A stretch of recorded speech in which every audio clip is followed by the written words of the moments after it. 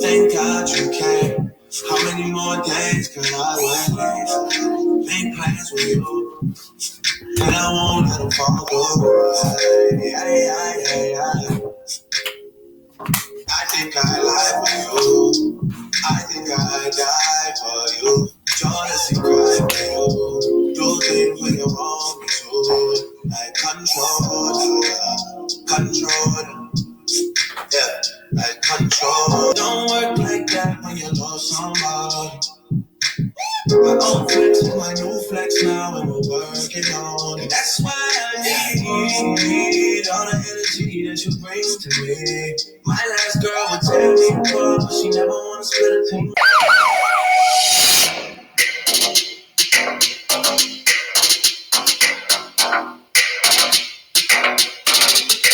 Tamar assists Birdman in FaceTiming Tony Braxton after his verses.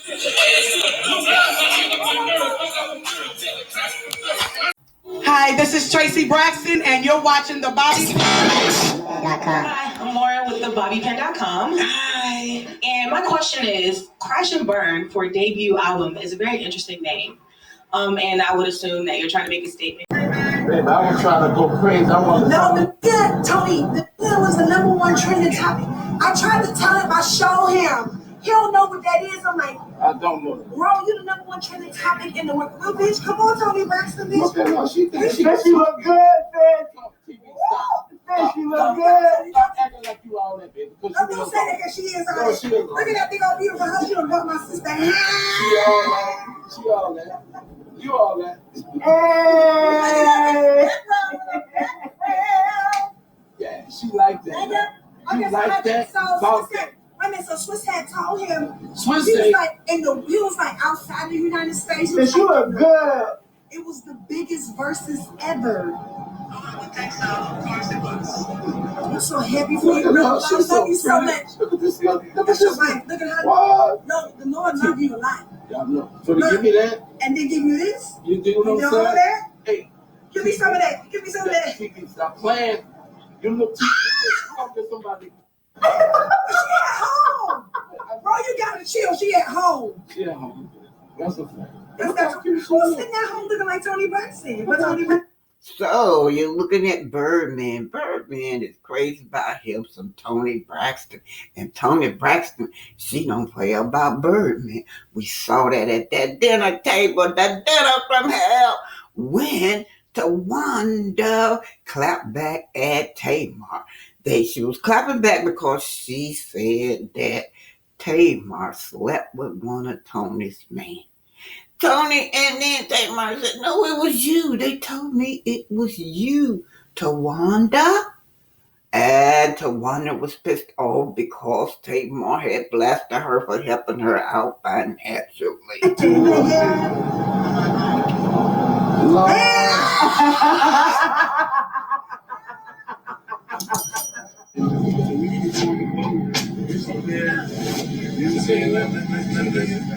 This credit go to Mac TV.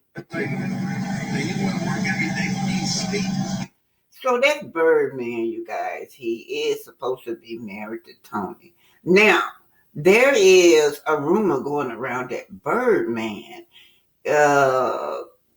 dated Tamar back in 2003. But Tamar keeps denying it. She said that's just her brother-in-law. So let's dive into sleeping for this. Hey! Find something to play with. What? No. Find something to play with. Mad TV. Well, y'all know Tony is tired of her sister. She said that, if they was a family, that she would not even act like she knew them. But rumors are out that Tamar dated Birdman. Did she date Birdman? Some of the tabloids are saying in 2003 Tamar dated Birdman briefly. But no, Birdman did not date Tamar Braxton, y'all. They are just professional acquaintances. Let me say it again. They are just professional acquaintance. And Tamar has referred to Birdman as her brother-in-law. Now, you guys will hear her call him brother-in-law every time she referred to Birdman because he is married to her sister, the OG, the Grammy winning Tony Braxton. Now, Birdman was in a relationship with Tony Braxton, which was confirmed by their 2018 engagement and subsequent marriage. So the answer is no. Birdman did not date Tamar, but Tony sure is tired of her sisters now. Shout out to BLV fans. This is where I get this from. But Tamar is out having dinner, right? And let's just look at Tamar. Tamar is always happy. What's poppin', everybody? We at the after hours spot, the infamous Hamilton. And I want to show y'all everything that we have ordered. You can see, no, we started late because I just thought about it. Bang got, what is that? Sushi. Okay. He ate his sushi. What you have, Connor? Sushi. On the same thing. And what you It have, was Phil? so good. Rainbow roll. And he got some pink Cadillac. And then he had 3 bowls of this Italian soup. It's so goddamn good, bitch. He loved it. And what is that you eating? How is it? What do you give it? What do you rate it? What do you rate it? 10 out of 10, 7 out of 7, 8 out of A 9. a 9. What do you rate your? That's 10 out of 10. He had 3 bowls. What do you rate your one? What do you rate? Okay, what do you rate? 10 out 10? We giving out 10s. What you rate? 9. What you rate yours? 8. I guess Larry just got a 2. So this is short rib rigatoni. These are the rib. I mean the wings. Everybody act like they were so delicious. The district Fred, you got the district wings. What you rate them? Beef today? Yeah, be honest. Oh. Yeah, that's what he gets. I ain't gonna hold y'all. My wings give a very. Can I get this wrapped up? My wings give a very much. So this is about the BFB fans. Y'all, Tamar is just Tamar, you guys. She's made for TV, period. But yeah, gossip is out that Tamar really did date Birdman, but no. According to the latest gossip, she's saying that Birdman is just her brother-in-law. As for Tony is at home, y'all, resting, just resting, and Tamar is out there. What they call this, the verse, where is Tony's husband is out there shooting them rounds. The OG is OG versus new school, you guys. But anyway, shout out to Birdman and Tony. So hopefully their marriage would be successful. And Tamar, she gonna bring y'all the drama. That's just Tamar. So I'm gonna speed on up a little bit because Tamar is on the T.S. Madison show. How did these Africans come to the New World? Okay, now one of the things, as I have pointed out, in the metallurgy, like the steel, etc., in astronomy, etc., there is a profound misunderstanding of African capacity. The Africans had ships. This is one of them. This is in East Africa. This ship, this is just a model which I found in Fort Mombasa in Kenya. This ship is a 70-tonner. Ships like these in the 13th century before Columbus took elephants to China, right across the Indian Ocean. But this is just, they had ships like this in East Africa before Christ, but there were ships in North Africa along the Mediterranean that were far more sophisticated than any ships the Europeans had. Ask any youngster, or any adult for that matter, when did Africans first come to America? And the answer will be in 1619 as indentured servants. Well, that answer is no longer valid.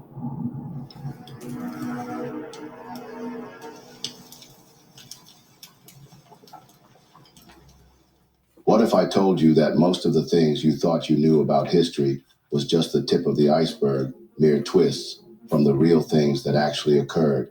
And this very much includes the true origins of America. Lock the doors, because what I'm about to say is going to upset some people right next here. Okay. Christopher Columbus did not discover America. Yes, Christopher Columbus did not discover America. For centuries, the narrative of America's past has been dominated by a single story, a story that begins with Columbus. But what if we told you that the roots of Black history in America stretches back thousands of years before that fateful voyage? Exactly. I mean, never mind the question of like how you can discover a place where the inhabitants are watching you arrive from the shore. They weren't wearing pants. Is that what somebody said? I like that. Join us on a journey through time as we uncover the untold stories of Black people who traversed the oceans, established thriving communities, and contributed to the rich tapestry of American history long before European contact. From the majestic kingdoms of Africa to the shores of the Americas, their legacy is woven into the very fabric of this land. Before we actually go further on this interesting discourse, do not forget to support our works by hitting that like button before you. Share with your family and friends to keep spreading our eye-opening Black narrative, and kindly subscribe to keep the channel growing. Now to the crux of the matter. So anyway, there were actually many other mariners before Columbus that discovered America as well. Decades earlier, even eons earlier, there were so many people that were coming across these islands and this continent. But it's only been in the last century that evidence has surfaced and continually grown to indicate that many of these pre-Columbian explorers might have come from Africa. Christopher Columbus is a name that we know and have known for what seems like far too long. The whitewashed version of history has done him well, painting him as a courageous explorer, brilliant navigator, and overall, the person who discovered what is now America. Meanwhile, true history has reared its ugly head and revealed the horrific truth about what Columbus really did. Not only did he fail to discover anything, but he also participated in acts of mass unalivings against the natives of the land. The man had brought hell on the people he met there. Christopher Columbus, one of the great European heroes, turns up on the island of Hispaniola. He was welcomed by the native people. They embraced them. They treated them with fantastic hospitality. His soldiers snatched babies from the breasts of their mothers and dashed their heads against the rocks. Children were fed alive to his dogs. Women's breasts were cut off. He decided to hang 13 of the Native Americans in Hispaniola to recreate the crucifixion of Jesus, plus the apostles. It's true that the majority of people died there of diseases introduced by the Europeans unwittingly, but many others were driven to death through overwork, direct murder, through starvation as their resources were taken away. Columbus insisted that everybody bring him a certain amount of gold, and those who failed to do so had their hands cut off. Some were sent back to their villages with their hands and their noses tied around their necks, having been amputated by his soldiers. And what he did there set the pattern for the genocidal extermination of almost all the Native American peoples. 100 million before Columbus made landfall.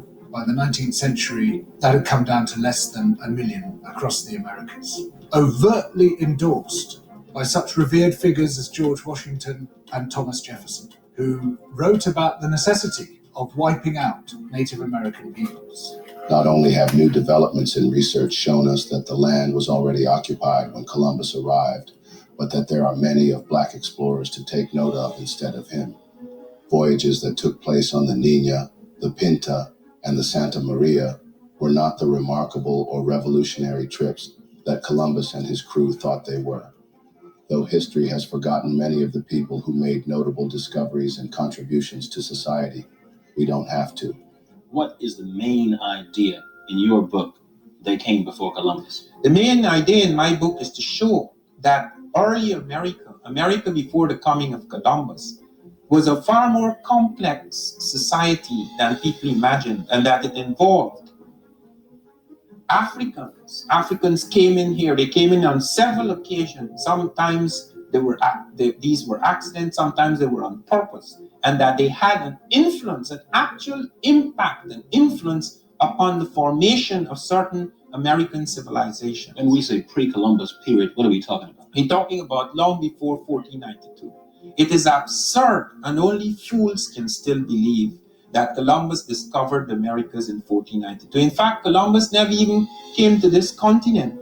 Columbus wandered about in the Caribbean islands just on the very edge of the great civilizations. Columbus landed in the Americas on October 12, 1492. He landed at a small island in the Bahamas and had 3 separate trips after that, repeatedly returning to the Bahamas, as well as an island later called Hispaniola, modern-day Haiti and Dominican Republic. But the people that really discovered America are believed to have come from Asia some 15,000 years ago. Cortez came here in 1519, and he entered Mexico. And Mexico, when I speak of Mexico in this program, do not confuse it simply with the Mexico we know today. That was the center of a civilization that spread over a great part of this continent. That, when Cortez entered, he had come out of the heart of Europe, and he said when he entered Native America, when he entered Mexico, and he saw the pyramids and the palaces and the floating gardens and the zoos and the aqueducts and the running baths, he says, I have not seen its like in Europe. So the main idea in your book, you were dealing with that initially. The main idea in my book is that there were visits to this continent from the old world, that there were visits to the Native Americans in this continent, and those visits included Africans. And 2 of the visits of Africans were major and significant, and they affected American civilization. And American civilization was far more complex, far more advanced than was formerly believed. Our satellites a few months ago revealed that the Native Americans, long before the coming of Europeans, had the most intricate network of irrigation canals ever discovered in agriculture. Shocked? Don't be. It is true. The vivid available facts point out that it was the black-skinned who had already discovered